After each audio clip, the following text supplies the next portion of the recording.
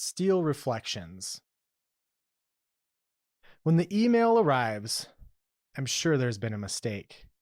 The National Park Foundation, through a third-party marketing agency, has invited me on a media trip to write an article that would generate tourism for some of the country's lesser-known national park units. The problem and irony with this email is that the foundation, the official nonprofit partner of the National Park Service, has selected the only park that has me scratching my head.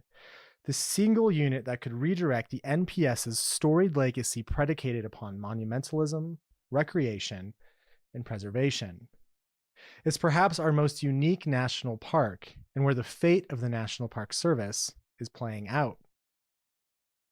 Yet, nobody knows about it. The park in question is a 630-foot arch.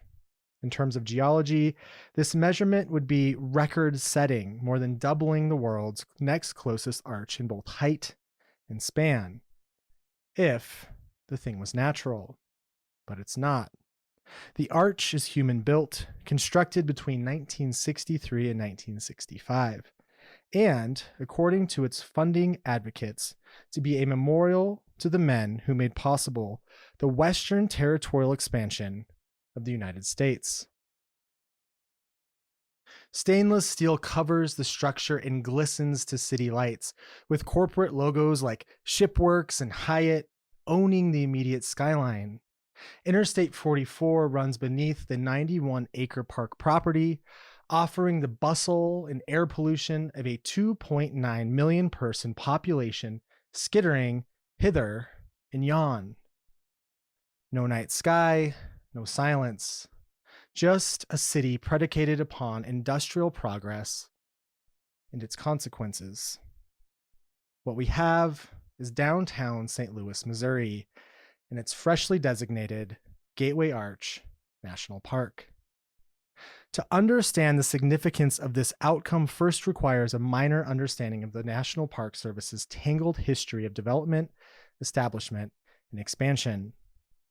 During the last 150 years, via political jostling over public lands management, the NPS has come to administer 423 park units. These units can range from designations like national lake shores to national monuments to national historic trails. By my estimation, there are 40 different designations. Though many are so close in nomenclature, it's hard to justify distinction, like a National Historic Site versus a National Historic Park versus a National Historical Park, or a National Battlefield versus a National Battlefield Park versus a National Battlefield Site. Of this list, the apex has long been the full-fledged national park. These would be your Yellowstones, Yosemites, and Grand Canyons.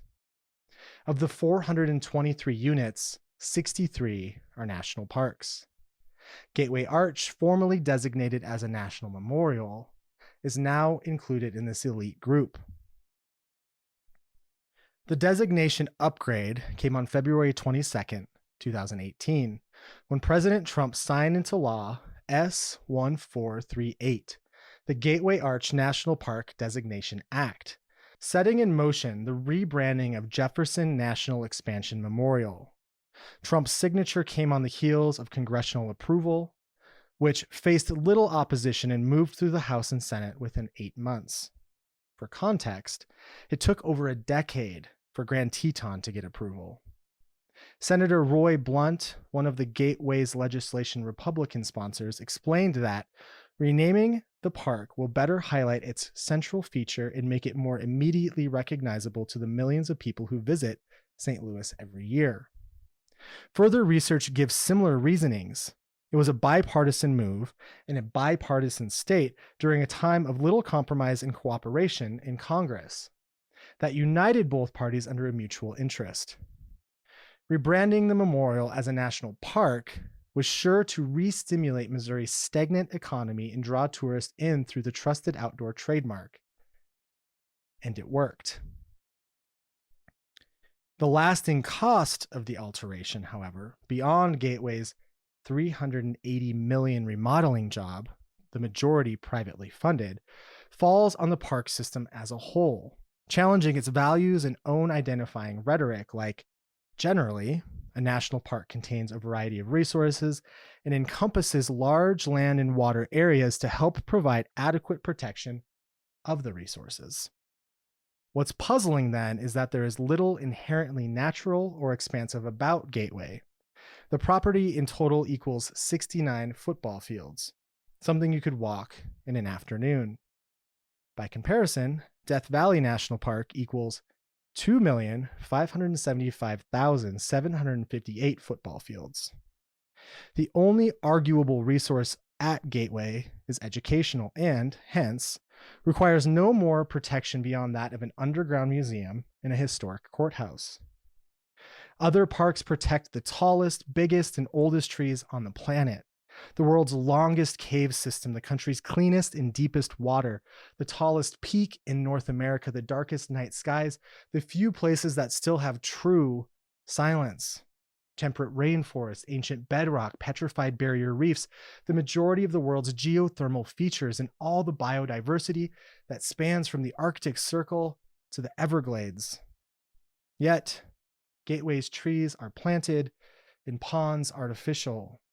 Their website, unlike most other park sites, doesn't even have a nature section in homage to the flora and fauna, because at best you might see an opossum. Gateway doesn't even have naturally growing grass, the grid lines of laid sod guiding your eyes in a linear pattern across the landscape. In fact, a ranger told me after their grand opening on July 3rd, 2018, the lawn was so spoiled by participants they had to put new sod down, which then spoils, in many ways, the very act establishing the National Park Service as an agency with its famous phrase to leave parks unimpaired for the enjoyment of future generations. But who really cares? At a time when gun violence is rising, basic human rights are being challenged, and 1 million species are under threat of extinction in the next few decades, what is the final weight of a squabble over national memorial versus national park? The worst that may come of this for most people is having to look at pictures of a steel arch sandwiched between images of caribou herds and glacial peaks in upcoming guidebooks. Not emergency status, right? The answer is ambiguous and multifaceted. That's why I needed to accept the Foundation's invitation and go see for myself. Approaching Lambert International Airport, I crane my neck across the stranger in the window seat. She doesn't notice because she's finishing her in-flight entertainment, a documentary about the daredevil who big wall climbs in Yosemite without a rope. The film including expansive shots of ancient granite, old-growth forests, white-tailed deer, and morning meadows. Out the window is a different scene of patchwork development from above, roads and rivers and farmland and subdivided habitat. I'm trying, in vain, to catch a glimpse of what brought me here. After deboarding the plane, my short walk to the shuttle is fine, though at the stop, a stranger deems it appropriate to blow snot rockets while waiting. With his phlegm coating the concrete, I question my open-toed shoe decision and sidestep his trajectory. Thank God it's not raining.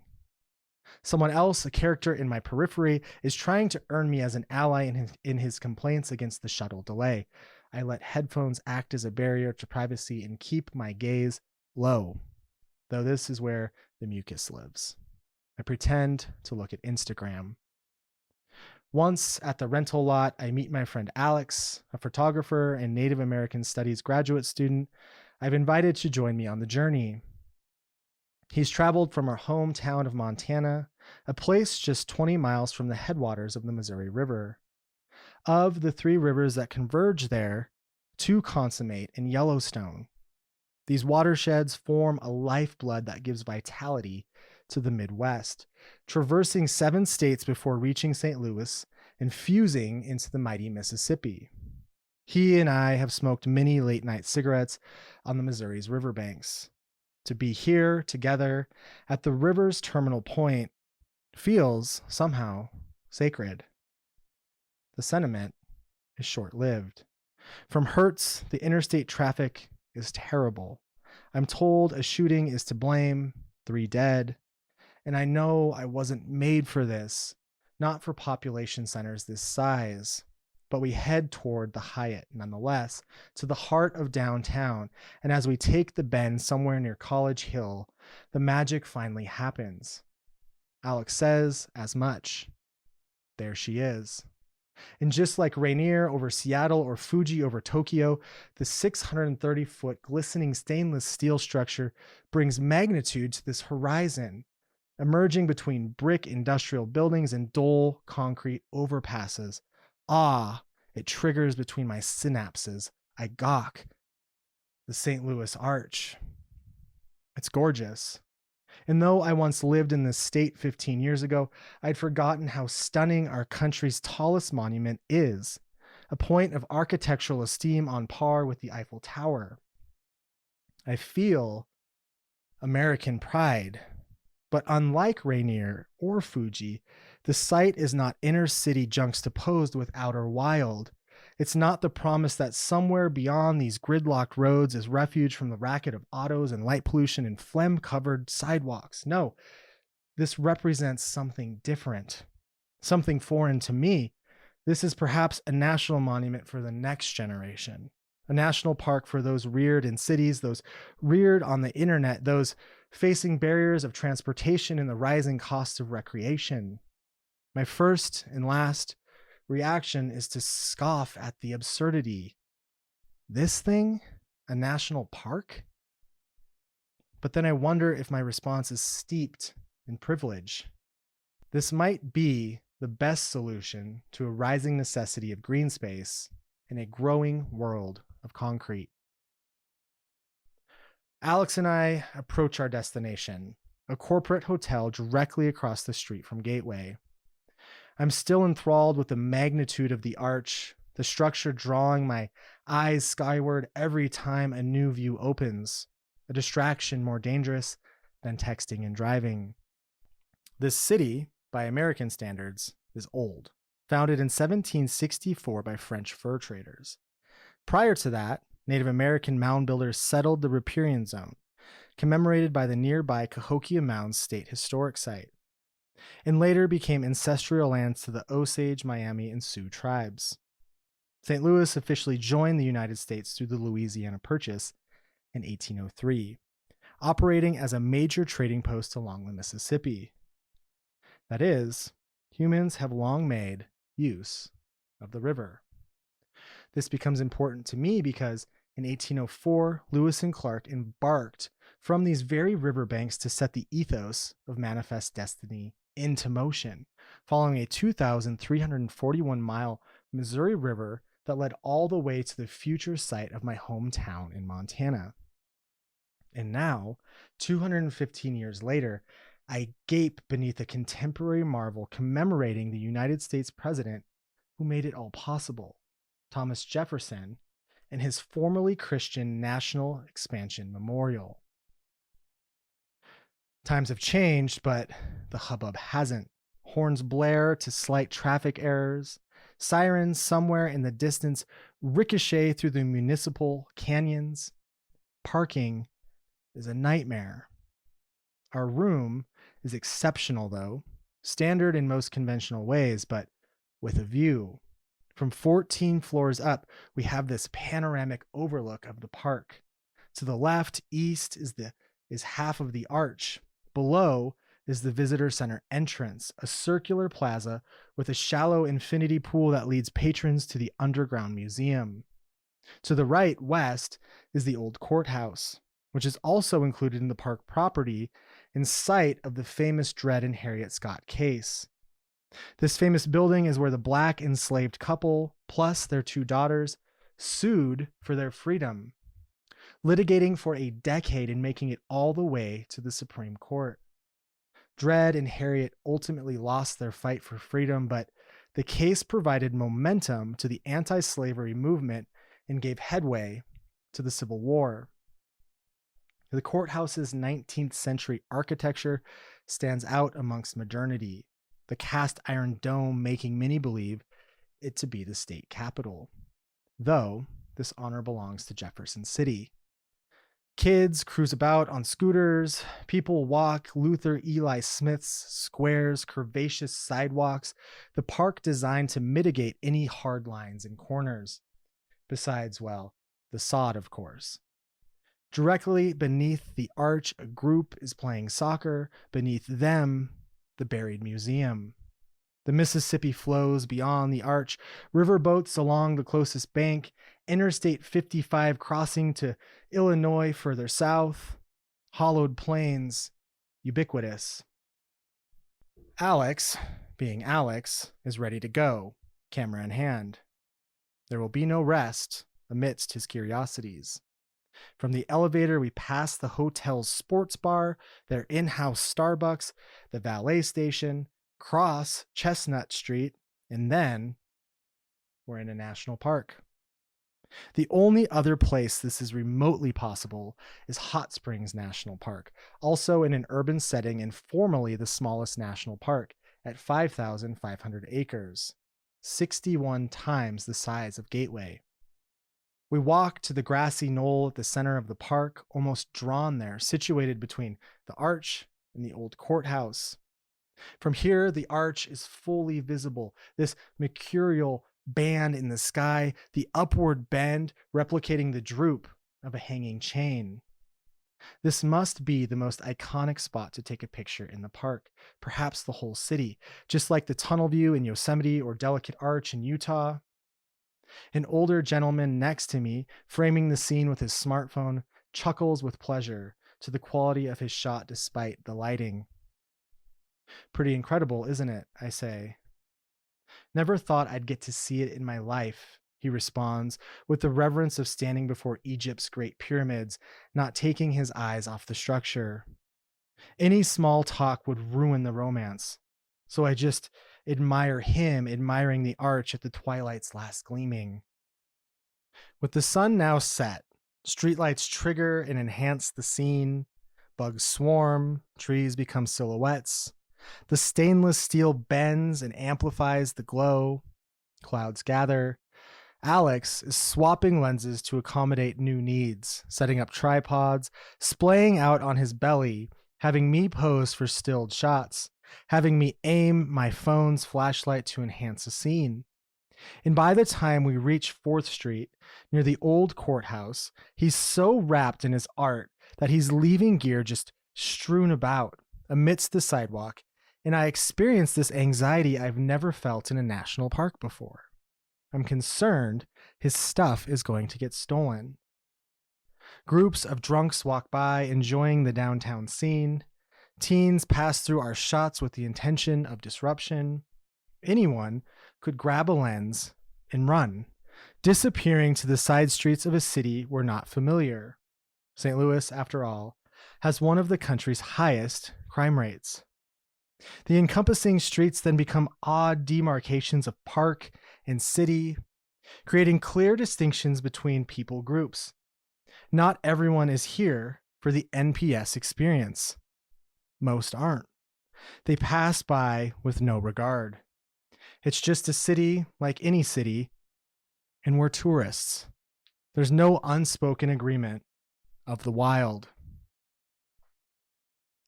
Alex and I stay at it until 1 a.m. Nothing gets lifted. The place empties. A storm has rolled in, the type West Coast living does not offer.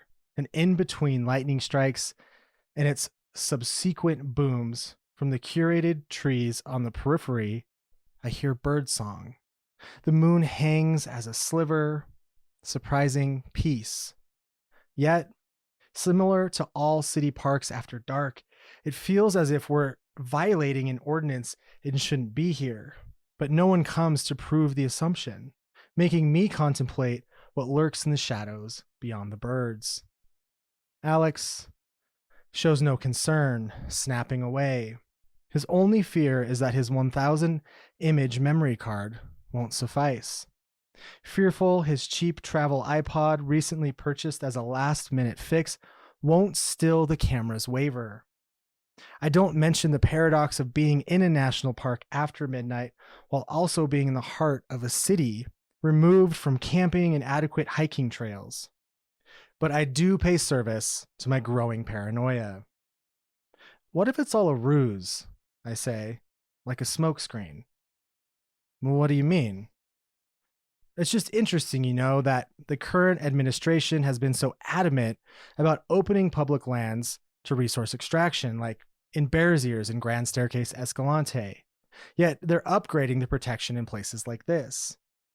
It is suspicious, Alex says, especially when you consider that this place, in a way, is celebrating the expansion that further eradicated indigenous tribes, while Bears Ears, on the other hand, was protected at the behest of 5 local tribes trying to preserve their sacred lands and cultures. This feels more like salt in their wounds. Exactly, I say. It kind of feels like this place is a distraction to further gut the American West, doesn't it? Well, it makes you wonder what precedents this is going to set. If they'll make something like the Sears Tower in Chicago a national park next, or the Empire State Building in New York City. We both laugh at the absurdity, though it's not funny. Lightning strikes in the distance right on cue, bringing punctuation to my darker thoughts, such as, by plopping a national park down in the center of cities for innocuous purposes like rebranding and increased tourism, are we doing more damage than good? The Democrats are happy, the Republicans are happy, city planners and park patrons too. Not only that, but increased numbers of youth are now getting outdoors. And park visitation rates are increasing. But by doing this and slowly reestablishing what a national park is by covertly integrating non-natural sites into the mix, the general public will start losing sight of what these ecological strongholds represent. Mines will go up in Bristol Bay, oil and gas will be raped from the Arctic, greater NPS ecosystems will be fracked, and all the while decision makers will smile and nod, pointing to the numbers: more youth served, higher visitation rates, happier customers. My fear is that they might actually be using national park ideology as a tool to further dismantle our national parks.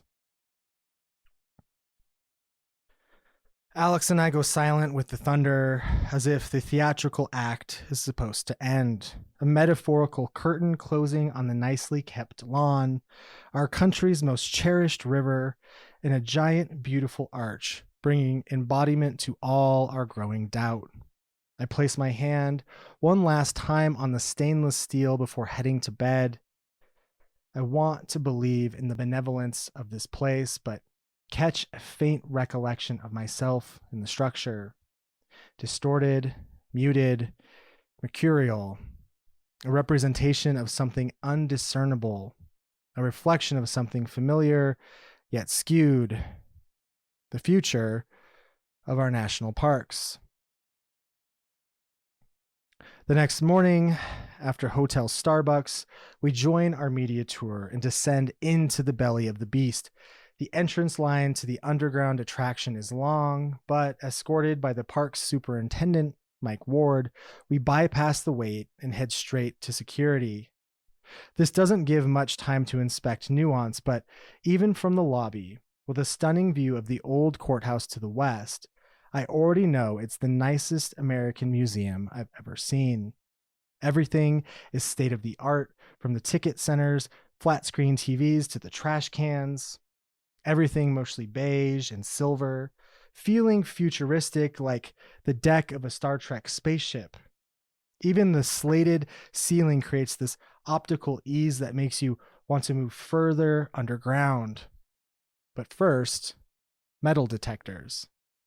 This gives the air of an official government building, a compound, like we're being let in on a secret. What surprises me, amidst the extravagance, is that admission is free to the public. No cost to join this esoteric club. The equity is impressive. Even more so, ADA considerations is top-notch, thanks in part to a collaboration with Universal Design. There's space for wheelchairs to fully approach exhibits and tactile additions for those with low visibility, bringing a heightened sensory experience to all.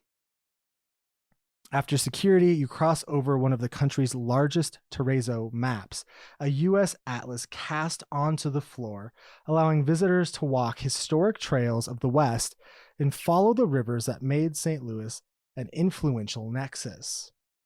Our group stops here for an introduction. Gathered are writers from various magazines and online journals, the park's upper management, directors, and presidents, plus a person from Union Pacific, public relation representatives, and 2 employees from the National Park Foundation. I could tell you stories for weeks about this place. The senior director of marketing and partnerships tells us, but I only have a few minutes. I'll start with this. We couldn't be more proud of this place and how, about 10 years ago, public and private funders came together in the hopes of reconnecting the arch with the city that it represents.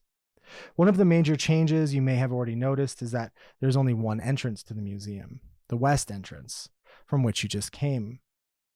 You used to be able to enter through the arch's legs, but now these are just exits. What this does is streamline the experience. In order to take the tram up to the arch, which is why most people come here, you have to walk through the entire museum. The hope is that this hooks people enough to engage with the exhibits in the 201-year-old history that it represents. Why don't we head down to the main floor and take a look for ourselves? The first experience is called Heading West, and it does feel like home. 10-foot tall flat screens resting on the floor, enlivened by rear projectors, bring to life video of prairie and bison. Passing through, you feel almost outside, though still feeling on a spaceship. It's disorienting, but fun. A clever way to welcome audiences more accustomed to technology. Beyond this, the ambiance darkens, and you enter the museum proper. Despite the floor plan being a rigid T-shape, the exhibit layout still adheres to curves. Everything pulls your attention one direction or another, and this is not your typical museum. There are video presentations and animations, dioramas, art, interactive tools, panoramic images that bend around walls, artifacts, replicas of antiquated transportation and homes, didactics, and placards with information that would, in fact, take weeks to learn about. The museum is already packed and teeming with school groups, the result of brilliant programs like Every Kid Outdoors, the Federal Public Lands Youth Initiative to get all 4th graders and their families into parks for free, and Ticket to Ride, which helps mitigate the common access barrier of transportation. Both programs bolstered by the National Park Foundation's fundraising. Looking back to the terrazzo map, I count 3 school groups heading our way, perhaps 50 kids in total, many experiencing a national park for the first time in their lives. I could bask in the touristry all day, indulging the entertainment, but time is precious. I dip into 1797 colonial St. Louis, mill about, but my eyes are on the executives. They're free of engagement. It may be my only chance to make face. Did I hear right that it's free to get in here? I asked the man who addressed our group earlier. That's right. The museum's free to everyone. You just got to go through security first. Okay, so what about going up the arch? That's not free, is it? No, that's around 20 for an adult, 15 for a kid. And does a park pass then waive that fee? I ask, curious about the $80 America the Beautiful annual pass that gets you onto most federal property without paying the entrance fee. Well, that's where it gets a little tricky. The MPS doesn't actually administer the arch. That's a concession company called Gateway Arch. That's who I work for. The park pass will get you $3 off the tram ticket. He then hands me his business card, as do the other people in his cohort. He's right. It's tricky. One card reads Gateway Arch, another Jefferson National Parks Association, another Gateway Arch Park Foundation. None from the actual National Park Service. Not until Mike Ward, the superintendent, meanders over, having overheard me mention that I've been to nearly all the U.S. national parks. You been to Voyagers? He asks. Yeah, a couple of years ago. I love it up there. Me too. I was superintendent there before taking this role. You from the area? I ask. From here, St. Louis. How was the transition back? Pretty big change with this place becoming a full national park. It's been seamless. The whole process happened quickly. There was so much support from the community. So you think it was a good move on the National Park Service's part? Rebranding this place was a necessity. People traveling through St. Louis weren't associating the Jefferson Memorial with the arch. They'd drive by and look, but wouldn't stop. And many locals, too, have been here once in their lives, maybe as kids, but this is an invitation for them to return, to say, hey, this is a place you can keep coming back to. And that, again, seems to be the crux of the designation change, not for resource management, but better branding. Well, has there been any pushback, publicity-wise, about the change, I ask, expecting him to mention other doubters like myself. No, everything's been pretty positive, except for one journalist who thought our interpretation of Manifest Destiny diminished the American accomplishment of Western expansion. I had a few phone calls about that, but no trouble really at all. And this is what confuses me the most from the onset of Gateway getting a redesignation. No one really knows or cares. Even well-informed friends of mine in the outdoor industry haven't heard about the change. You say you've been to almost all the parks, Mike continues. Now, are we talking the full 423 units? No, just the 63 actual national parks, I say, using actual maybe with a little too hard of an emphasis. You know, John Jarvis, the former NPS director, was trying to get rid of all the different designations, Mike says. He was trying to make everything simply a national park. Obviously, it didn't get passed, but I think someone interrupts, our tour leader. It's time for the group to tram to the top of the arch. No further Q&A with Mike. We both show disappointment, caught up in the conversation of a shared love. I like him. I like everyone I've met thus far, because there are no villains in this story, no blatant malicious agendas on an individual level, making me then wonder if I'm the rotten one for approaching so skeptically. Because I don't want to dislike this place. It's just that over the last 10 years, I've invested a large portion of my life and ego into the parks and become such an advocate for the restorative attributes they offer. I've never felt a deeper silence than in the depths of Mammoth Cave, or a more resolute darkness, never felt more alone than in the backwoods of Rocky Mountain. Death Valley taught me expanse, sequoia size, saguaro repetition. There are feral horses at Mesa Verde, fruit bats feeding on bananas in the National Park of American Samoa, endemic Mazama newts in the crystal clear water of Crater Lake, places to retreat, to preserve, and to hopefully protect. I want Gateway Arch to be this. Deeply, madly, I want all people to have access to the privilege of the parks. I want people without adequate transportation to know life beyond limited city blocks, and to know the freedom of the countryside, and to know that scrambling on rocks can be just as compelling as screens and social media and video games. I'm just apprehensive to this solution, wondering if labeling an urban center as a national park can still give people the same benefit of true nature, or if this is the equivalent of offering the malnourished fast food and calling it feeding the hungry.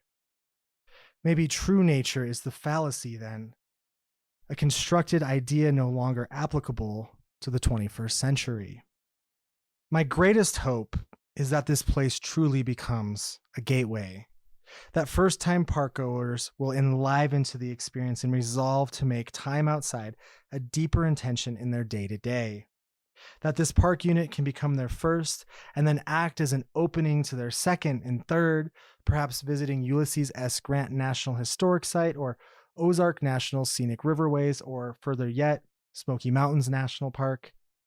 I pray it spark an addition to a harder tonic.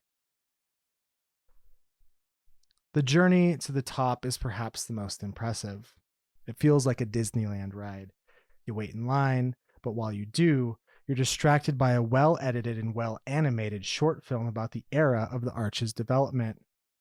It's projected onto distressed concrete for a hip appeal. The next step is getting on the tram. You wait on staggered steps for the pods to come back. They drop the descenders off, and then you get on. There are 5 seats in these futuristic orbs, each 5 feet in diameter, meaning they comfortably seat about 3. It takes 4 minutes to go up, with the pod moving by the combined mechanics of an elevator, an escalator, and a Ferris wheel. You wouldn't know it while riding, but the pods rotate a total of 155 degrees during ascent. The observation deck at the top isn't much better in terms of personal space, with a capacity of 160. But the views, my God, they are worth any discomfort. From 630 feet up, through airplane-like windows, the breadth of St. Louis is before you. Interstates, a beer-sponsored baseball stadium, skyscrapers, the Mississippi, a casino, the haze of the horizon. And then there is the old courthouse, Greek Revival style, with a teal cast iron dome and green space spreading before it. The little building from up here holds tremendous presence, especially considering it altered the trajectory of our country with the Dred and Harriet Scott case. It's a stark reminder of how influential St. Louis was, and perhaps still is. From up here, I can see it all. A 91-acre park embodying the gravity of a 19th century ethos, celebrating the 200-year history of a colonial city, recognizing manifest destiny and its consequences, and preserving a courthouse that helped tip the scales of justice. The views are pleasantly interrupted by eager school kids rushing from one window to the next to see the varying panoramas. On the other side of the bridge, I spot a representative from the National Park Foundation wearing an inclusive t-shirt reading Encuentra tu Parque. And I can't help but reflect on how beautiful this trip has been, how amazing, because I know this place deserves recognition and celebration. It's doing so many things right, but I can't help but think of it as a microcosm for the current state of our country. An elegant parabola drawn skyward and trying to strike the perfect balance of a tumultuous past, divided present, and uncertain future. I only hope we are still on the rising side of the arc that precedes any civilization's fall. That reflection will be our means to progress and not collapse. Back at the west-facing windows, I count 4 American flags from where I stand, the most prominent on the top of the Hyatt Hotel. Jefferson was right when he proclaimed that the United States held great and many natural wonders. For the time being, when I pledge allegiance, it's to them, our national parks.